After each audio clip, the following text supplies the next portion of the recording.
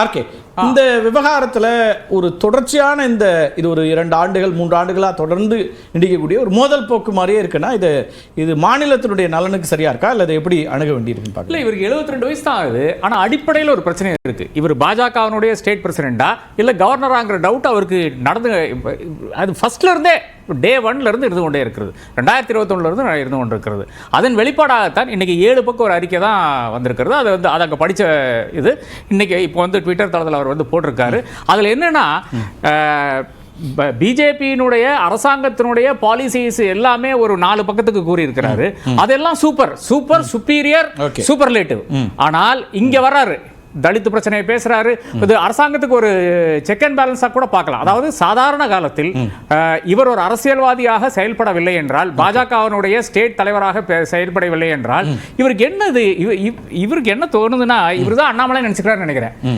அப்ப அண்ணாமலை என்ன பண்றாரு எனக்கு தெரியல. இவர் இந்த மாநிலத்தினுடைய நடந்து அத்தனை பிரச்சனைகளும் போடுறாரு. ட்ரக்ஸை பத்தி பேசுறாரு, தலித் இஷ்யூஸை பத்தி பேசுறாரு, அப்புறம் அந்த நம்மளுடைய கள்ளக்குறிச்சி சமூகத்தை பத்தி பேசுறாரு. எங்கேயுமே மாநிலம் என்று குறிப்பிடவில்லை.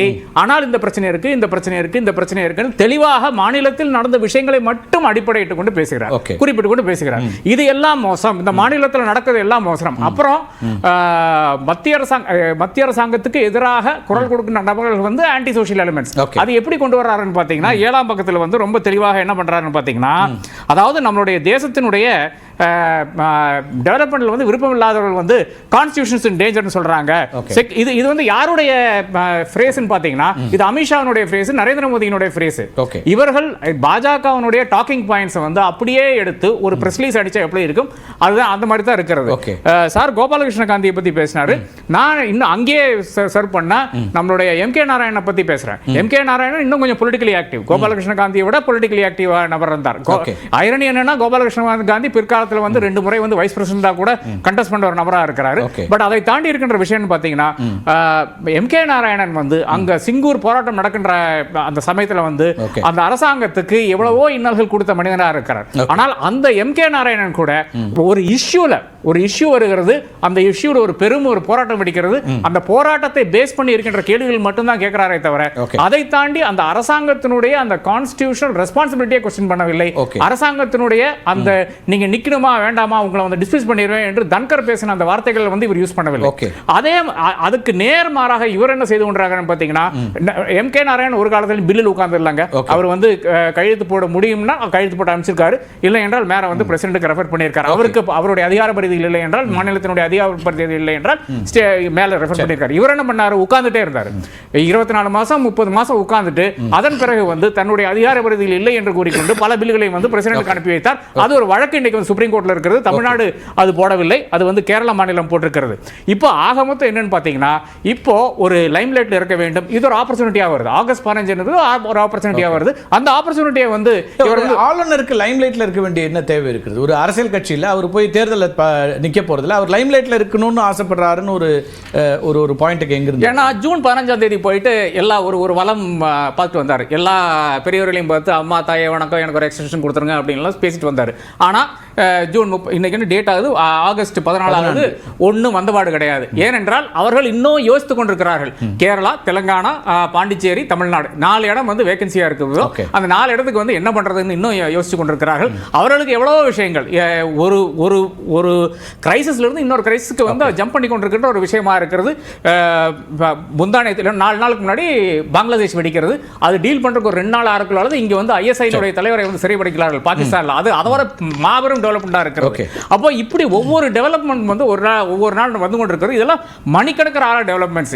இது முன்னாடி நீங்கள் ஒரு நேரத்தை ஒதுக்கி இதுல எல்லாம் கண்காணித்திருந்தீங்கன்னா ஒரு பிரச்சனை கிடையாது. அப்ப எல்லாம் ஃபுல்லா அரசியல் வந்துட்டீங்க, அரசியல் மட்டும் தான் பார்த்து கொண்டிருந்தீங்க. அதனால வேற ஒண்ணுக்குமே டைம் இல்லாத ஒரு நிலை வருது. இது ஒரு 3 மணி நேரம் 4 மணி நேரம் போகும். அதுக்கப்புறம் அலுவல் எவ்வளவோ இருக்கிறது. அதுக்கு நடுவில் கண்காணிக்கிறதுக்கு டைம் கிடையாது, வேற ஒன்றும் கிடையாது. அப்போ நான் நியூஸ்ல இருந்தால், நான் இந்த அரசாங்கத்துக்கு இன்னல் கொடுத்தால் நிச்சயமாக என்னை கன்சிடர் பண்ணுவாங்க என்று நினைத்துக் கொண்டிருக்கிறார். இதுதான் நான் பேச வேண்டியது இருக்குது. இந்த இவ்வளவு கொச்சையாக நான் பேசினது கிடையாது, ஒரு இடத்துலையும் நான் பேசினது கிடையாது. ஒரு கவர்னர் இந்த அளவுக்கு கீழ்த்தனமாக நடந்து கொள்ளக்கூடிய ஒரு இடத்துல நான் பார்த்து கிடையாது. தமிழிசை சவுந்தரராஜன் கவர்னர் இருந்திருக்காங்க, அவர்களும் பில்லை ஹோல்ட் பண்ணியிருக்காங்க, அவர்களும் அரசாங்கத்துக்கு எதிராக பேசியிருக்காங்க, அவர்களும் பேரல் கவர்மெண்ட் நடத்தி இருக்கிறாங்க. ஆனால் இந்த அளவுக்கு கீழே இறங்கி மத்திய அரசாங்கம் செய்யறதெல்லாம் சூப்பர், இவங்க செய்யறதெல்லாம் மோசம் என்ற அந்த அளவுக்கு பேசினது யாருமே கிடையாது இவரை தவிர. ஆரிஃப் முகமது கான் ரோட்ல இறங்கி போறாரு, ஆனால் அவர் கூட இந்த அளவுக்கு மோசமான ஒரு நிலையில் நடந்து கிடையாது. அது கடைசியாக இவர் ஐபிஎஸ் ஆபீசர், ஐபிஎஸ்ல வந்து இவருடைய பல விஷயங்கள் இருக்கிறது. இவர் வந்து நேஷனல் செக்யூரிட்டி அட்வைசருக்காக அந்த சேர்மன் பொறுப்பில் இருந்த நபர். ஒரு இடத்துல கூட இவர் வந்து ஐபி பொறுப்பாக இருந்தார், நார்த் ஈஸ்ட் அந்த மாதிரி இன்டகிரேஷன் இஷ்யூக்கெல்லாம் பார்த்து கொண்டிருந்த நபர். ஒரு இடத்துல இவருடைய ஒரு ரைட்டிங்ல நான் இன்னைக்கு சேலஞ்ச் பண்றேன், ஆர்.என். ரவியை சேலஞ்ச் பண்றேன், he has never said that Tamil Nadu is standing for பிரிவினைவாதம் ஒரு இடத்துல சொன்னதில்லை. நான் சொல்றேன், அவர் சொல்லுங்க. அவருடைய ஐபி கெரியர்ல வந்து எங்காச்சி தமிழகம் அதே மாதிரி டிஎம்கே ஏடிஎம்கே என்ற கட்சிகள் வந்து இந்தியாவினுடைய இன்டெகிரிட்டிக்கு எதிராக பாடுபட்டு கொண்டிருக்கிறது, செய்து கொண்டிருக்கிறது, ஆர்ம்டு ஸ்ட்ரகல் வரப்போகுதுன்னு சொல்லுங்க. கிடையாது. இது முழுக்க அரசியல், முழுக்க வந்து திசை திருப்புகின்ற அரசியலா இருக்கிறது. மாணவர்களை உளவு பிரிவு அதிகாரியாக இருந்த எந்த காலத்திலும் அவர் இப்படியான கருத்தை வைக்கல. ஆனால் இன்னைக்கு ஆளுநராக வந்து அரசியல் கருத்துக்களை பிரிவினைவாதம் தமிழ்நாட்டில் ஆரம்பிக்கும், இது இந்தியாவே வந்து உலத்த போகுதுன்னு பிரச்சனை ஆக போகுதுன்னு எங்காச்சும் காட்ட சொல்லுங்க. He has dealt with Naxalism. He has dealt with anti-insurgency. இந்த நபர் வந்து தேவையில்லாமல் இன்றைக்கு மக்களுடைய மாணவர்களுடைய அந்த மனதில் வந்து உளைச்சல் கொடுக்கும் விதத்தில் வந்து பேசிக் கொண்டிருக்கிறார். இது தேவையான்னு கேளுங்க. ராமசாமி இணைஞ்சிருக்காரு. திரு ராமசாமி, ஆளுநர் அவருடைய பொறுப்பிலிருந்து ரொம்ப நிலை மாறி செயல்படுகிறார் அப்படிங்கிற விமர்சனங்களை முன்வைக்கிறாங்க. டாக்டர் ஆர்கே சொல்றாரு, அதிகாரியாக இருந்தபோது எந்த இடத்திலும் தமிழ்நாட்டில் இப்படி ஒரு பிரிவினைவாத கருத்தில் இருக்கு அல்லது பிரிவினைவாதம் தொடருதுன்றதெல்லாம் சொல்லலை. இன்னைக்கு ஒரு அரசியல்வாதியை விட மோசமான விமர்சனங்களை முன்வைக்கிறார் அப்படிங்கிறதான் இவங்க முன்வைக்கிறாங்க. இன்னைக்கு இந்த புறக்கணிப்பும் அதன் அடிப்படையில் அவசிய தேவை அப்படிங்கிறதான் திரு கனகராஜ் உள்ளிட்டவருடைய கருத்தாகவும் இருந்துச்சு. வேலுச்சாமி அவர்களும் சொன்னாங்க. நீங்க எப்படி பார்க்குறீங்க இதை? ராமசாமி. எஸ்.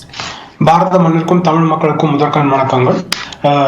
இந்திய சகோதரர்கள் அனைவருக்கும், சகோதர சகோதரிகள் அனைவருக்கும் சுதந்திர தின நல்வாழ்த்துக்கள். நாளைக்கு கொண்டாட இருக்கிறோம், நள்ளிரவுல இருந்து கொண்டாட இருக்கிறோம். நல்வாழ்த்துக்கள். எங்க இருந்து பேக்ரவுண்ட் இருக்கு அப்படின்னு பார்க்கணும். ஆளுநர் அவர்கள் எங்க பேசுறாங்க, எங்க இந்த பேச்சு வருது, எங்க இந்த தாட் வருது அப்படின்னு. ஆளுநர் அவர்கள் ஐஐடி மெட்ராஸ்ல ஒரு ஈவெண்ட்டுக்கு இன்வைட் பண்ணப்படுறாங்க. அங்க வந்து ஒரு ஈவெண்ட்ல, அது ஈவெண்டோட டைட்டில் என்ன, பார்ட்டிஷன் ஹாரர்ஸ் ரிமெம்பரன்ஸ் டே. அங்க வரக்கூடிய மற்றவர்கள் எதை சார்ந்து பேசுகிறார்கள், யார் அங்க வந்து பேசுறாங்க, ஃப்ரீடம் ஃபைட்டர்ஸ் லாலா லஜ்பத் ராய் அவர்களோட புதல்வி அவங்க பேசுறாங்க. லெப்டினன்ட் ஆர் மாதவன் அவர்கள் இந்தியன் நேஷனல் ஆர்மியில இருந்தவர், அவர் வந்து அவரோட எக்ஸ்பீரியன்ஸை பத்தி பேசுறார். அதுக்கப்புறம் உச்சநீதிமன்ற வழக்கறிஞர் இருக்காங்க. சோ அவர்கள் பார்ட்டிஷன் போது என்ன தவறுகள் நடந்தது அப்படிங்கறத பத்தி பேசுறாங்க. நம்ம ஹிஸ்டரி அவங்கள யாராச்சும் அவர்களில் யாராவது திராவிட சித்தாந்தம், கம்யூனிஸ்ட் சித்தாந்தம் அல்லது தமிழ்நாட்டில் பிரிவினை அப்படிங்கிற விஷயங்களை பேசியிருக்காங்களா? ஸோ ஹிஸ்ட்ரியில வந்து ஹிஸ்ட்ரி எதுக்காக நம்ம படிக்கிறோம், நம்ம வந்து முன்னாடி இருக்கிற பாடங்களை நம்ம கத்துக்கணும், அந்த கத்துட்டு அதுல இருந்து திருத்தங்கள் கொண்டு வரணும் அப்படின்றது நம்மளோட நோக்கம். இல்ல அந்த பாடங்களுக்கு ஏற்ப நம்ம நடக்க வேண்டும், அதுல வந்து நல்ல செயல்கள் இருந்தா அதை நம்ம ஃபாலோ பண்ண வேண்டும் அப்படின்ற ஒரு விஷயம்.